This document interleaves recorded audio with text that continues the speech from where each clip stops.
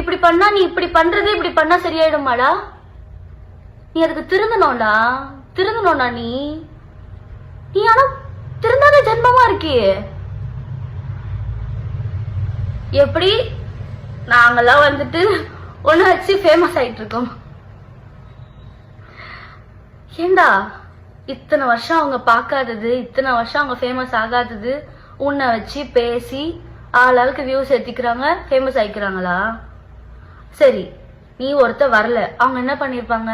நீ சோசியல் மீடியால நீ ஒருத்த வரல, ஸ்வேதா புருஷன்னு சொல்லிட்டு எங்கேயும் போய் நீ சொல்லாம இருந்தா அவங்க என்ன பண்ணிருப்பாங்க? நீ ஒரு ஆளுன்னு உன்னை வச்சு எல்லாரும் சம்பாரிச்சிட்டு இருக்காங்களாடா? ஹரி, சிரிப்பு வராம காமெடி பண்ண, ஓகேவா? பயங்கரமா சிரிப்பு வருது, எல்லாருமே சிரிச்சுக்கிட்டு இருக்காங்க. நீனுமே சொல்றதா இருந்தா நல்ல ஸ்டோரி இன்னும் கொஞ்சம் கிரியேட்டிவா யோசிச்சு அப்படி சொல்லுங்க, சரியா? அப்புறம் நிறைய சொல்லணும்னு வந்தேன்டா, மறந்துட்டேன்டா. இதுக்கு ஒரு பக்கம் கோவமா வருது, என்ன பண்றதுன்னு தெரியலடா. நீ பைத்தியக்காரன் ஆக்கிக்கிட்டு இருக்கடா. ஆனா நீ ஊர்ல இருக்கவங்க எல்லாம் ஏமாத்தல, அவங்க எல்லாம் ஃபேக்கு. மொத்த உலகமே உன்னை வந்துட்டு உன் மேல வந்துட்டு பொய்யான ஒரு விஷயம் சொல்லுது. இதெல்லாம் சரிடா.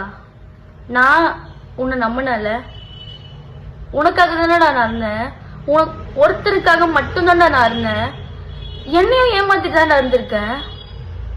உன்னால ஒரு பொண்ணு செத்து போயிருக்காடா, அதுவும் ஃபேக்கு. நீ அவங்களுக்கு நிதி வாங்கி தர, அந்த ஃபேமிலிக்கு.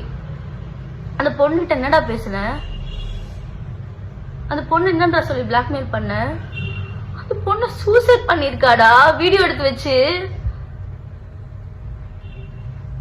எப்படிடா உன்னால அதை பத்திலாம் யோசிக்காம ஜாலியா இருக்க முடியுது? சத்தியமா நீ மனுஷனே கிடையாதுடா. ஆனா உன்னை வந்துட்டு லவ் பண்ணதுக்கு, உனக்காக நான் இவ்வளவு விஷயம் பண்ணதுக்கு நீ எனக்கு ரிட்டர்ன் பண்ற பத்தியா ஒரு விஷயத்த? என்னால முடியல.